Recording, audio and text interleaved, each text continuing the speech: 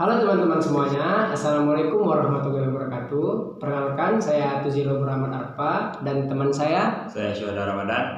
Kali ini kami akan mewawancarai seorang narasumber dari program studi ilmu komunikasi, yaitu kepada Abang. Saya Agus Komara. Nah, kami akan mewawancarai kepada Abang Agus Komara ini seputar pertanyaan mengenai program ilmu komunikasi dari Universitas Negeri Padang, yang dimana Abang Agus Komara ini merupakan angkatan kedua program studi ilmu komunikasi Universitas Negeri Padang.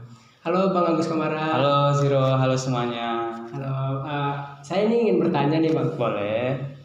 Apa sih yang menarik Abang masuk program studi ilmu komunikasi di Universitas Negeri Padang ini? Jadi awalnya itu saya memiliki minat sendiri ya, kayak di bidang kayak media, informasi publik. Jadi pada saat SMA itu yang udah punya keinginan tersendiri buat mau ikut kayak jurusan apa nih yang bisa ngembangin komunikasi, maksudnya kayak ngembangin public speaking kita kayak gitu kan. Sedangkan ilmu komunikasi sendiri kan kayak belajar tentang gimana komunikasi efektif, gimana itu komunikasi yang bentuk variabel, linear, dan belajar gimana cara komunikasi paling baik dan menyampaikan informasi tersebut dengan baik kayak gitu.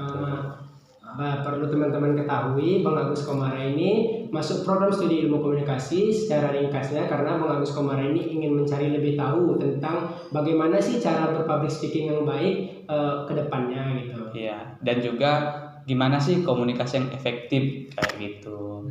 Tadi Bang Agus sudah notice kan kalau ilmu komunikasi ini udah dicari tahu dari waktu SMA gitu. Iya. Nah, dari waktu SMA tuh dapat pengaruh dari teman nggak gitu? Enggak. Ilmu komunikasi. Jadi waktu itu pada saat kayak masih SMA kan, saya memang jurusannya IPA, tapi saya nggak punya minat sekalipun kayak mau masuk ke saintek lah. Iya, saintek gitu-gituan. Karena saya katakanlah benci kayak gitu sama angka-angkaan. Nah, di sisi lain, saya tuh suka banget kayak sama sejarah, kayak geografi, kayak mencari tahu mengenai sesuatu itu kayak asik gitu, tapi jangan angka kayak gitu. Berarti salah masuk jurusan? Enggak, kalau dibilang salah masuk jurusan, saya enggak, karena jiwa saya memang di sini. Ngomong-ngomong, Bang Agus ini pada program studi ilmu komunikasi ini angkatan kedua ya Bang? Iya, saya angkatan kedua. Nah, berarti Abang sekarang ini sudah semester berapa? Sekarang lagi menjalani semester 2. Apa aja sih Bang pelajaran-pelajaran yang ada atau mata kuliah yang ada pada semester 1 itu, dan apa yang paling menarik bagi Abang pada mata kuliah tersebut? Kalau di semester 1 ya, itu ada terbagi 6 mata kuliah wajib dan 2 mata kuliah umum. Buat mata kuliah umum kita jangan bahas dulu karena sekarang bahas prodi ilmu komunikasi. Semester 1 itu banyak banget mata kuliah yang bisa kita sukai, maksudnya mata kuliahnya tuh enjoyable banget bagi mahasiswa walaupun kita masih kayak bocah-bocah SMA gitu, itu bisa banget ngeklop sama mata kuliahnya. Ada retorika, ada TPPKI, ada pengantar ilmu komunikasi, ada komunikasi digital, ada kayak filsafat komunikasi, mungkin itu yang lebih paling berat di antara yang lainnya. Namun untuk mata kuliah yang enak banget dan mudah dipahami, percayalah, itu retorika. Apa sih alasan Abang bisa mengatakan retorika itu merupakan suatu mata kuliah yang baik dan umumnya itu menyenangkan? Nah, itu dia. Alasan pertama kenapa retorika itu mata kuliah yang paling enak. Satu, kita itu terbiasa sama dosen yang humble kayak gitu. Dosen yang cenderung kayak, maksudnya kayak ada auranya kayak mengintimidasi kayak gitu. Kayak dosen killer kayak gitu. Kita cenderung kayak takut kayak gitu, atau takut salah buat nyatain skill. Iya, cemas kayak gitu. Tapi kita kan tahu kayak dosen retorika itu Pak Reli kalau di kelas saya. Bapak itu kayak gimana ya ngejelasinnya dengan baik, kayaknya soft spoken banget lah. Kalau kata orang. Dan kenapa retorika itu menurut saya pribadi paling enak? Karena yang pertama, saya suka public speaking, dan retorika itu emang seni mempelajari cara menyampaikan pesan yang efektif kayak untuk khalayak umum. Iya, kayak gitu. Jadi suka aja. Tugas-tugasnya nggak berat juga.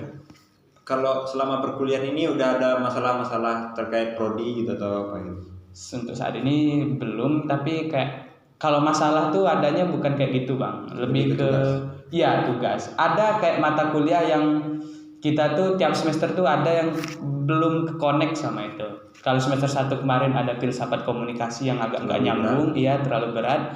Kalau di semester 2 ini malah jatuhnya ke teori komunikasi. Nah, jadi itu kayak berat. Kan pada program studi ilmu komunikasi ini ya Bang, pasti nggak semuanya mata kuliahnya itu enak dan nyaman gitu. Pasti ada yang berat untuk kita yang dimana masih menyesuaikan di perkuliahan. Nah, bagaimana sih cara Bang tuh untuk menyesuaikan diri pada mata kuliah yang dimana mata kuliah ini berat nih Bang? Berat. Abang tuh masih menyesuaikan dari bangku SMA ke kuliah. Kita kan ini masih mahasiswa baru ya. Iya. Bagaimana sih Abang caranya untuk menyesuaikannya gitu ya? Menyesuaikan dengan mata kuliah itu supaya Abang bisa tetap menjalankan mata kuliah itu dengan baik gitu Bang. Jadi kan tadi udah diambil kesimpulannya kayak ada mata kuliah tuh yang ada yang enak, ada yang nggak enak. Jadi kayak kita notabene kita ini masih bocah SMA gitu kan. Jadi kayak jurusan mata kuliah yang enak itu ya emang kayak mudah dipahami. Tapi kalau ada mata kuliah yang kayak susah buat dipahami, itu bukan berarti kita kayak udahlah nyerah kayak gitu. Ada caranya kayak gitu. Yang pertama itu jam terbang. Kenapa bilang jam terbang? Kayak tiap masuk kelasnya itu jangan kayak ngurung diri, udahlah takut salah, gas aja terus walaupun dimarahin dosen asal dalam konteks yang benar kayak gitu. Misal ngerjain tugas salah di awal ya namanya kita belajar, nggak bisa dosen nuntut kayak harus sempurna atau gimana. Karena kuncinya itu kalau misal kita nggak suka sama mata kuliahnya atau mata kuliahnya berat, belajar aja dulu, ada struggle-nya, terus coba buat bikin manajemen kayak gimana sih strateginya biar kita nguasain ini kayak gitu. Jangan langsung udahlah capek kalau kayak gitu sayang UKT guys. Seperti Bang Agus kemarin bilang tadi, setiap perkuliahan itu pasti ada yang enaknya, yang berat, dan juga ada yang nggak enaknya. Untuk menanggapi atau menghadapi sesuatu yang tidak enak dalam perkuliahan ini, kita tetap harus mencobanya dan mencari peluang yang dimana itu yang berat tadi itu dapat kita jalani dengan baik dan maksimal. Iya, gitu. Jangan nyerah deh. Semangat terus. Iya, semangat terus. Optimis teman-teman semua. Sekian aja nih. Iya. Mungkin ada tambahan dari Zero atau enggak? Kalau dari saya pribadi sih, buat teman-teman yang mau masuk program ilmu komunikasi itu, program ilmu komunikasi ini merupakan program studi yang enak banget teman-teman semua. Dan orang-orang mengetahui program ilmu komunikasi ini merupakan yang dimana mahasiswanya itu cuman bisa berkomunikasi. Tapi perlu teman-teman ketahui sendiri, program ilmu komunikasi ini tidak hanya mempelajari tentang komunikasi. Kita banyak sekali ruang lingkupnya. Dan di program komunikasi ini ada apa aja? Ada media, ada komunikasi yang utama, cara mengetahui publiknya gimana, ada sosiologinya juga, dan banyak banget sampai ke cara kita mengutip data dengan bijak dan menyebarluaskannya dengan efektif. Nah, betul. Kita tidak cuma hanya belajar tentang cara berkomunikasi, tapi kita juga belajar cara menggunakan media-media komunikasi. Kita bisa belajar cara menulis, yang dimana nanti di program ilmu komunikasi ini banyak sekali penjurusan yang itu bisa relevan di dunia yang akan mendatang. Apa aja sih Bang jurusan atau penjurusan setelah Abang masuk ilmu komunikasi ini?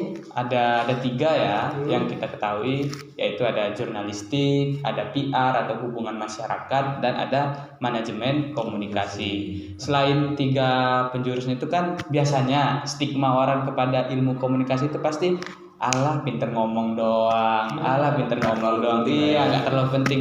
Padahal kan intinya itu kita nggak bicara tentang ngomong itu bukan sesuatu yang harus dibilang kayak lu mah jago ngomong doang.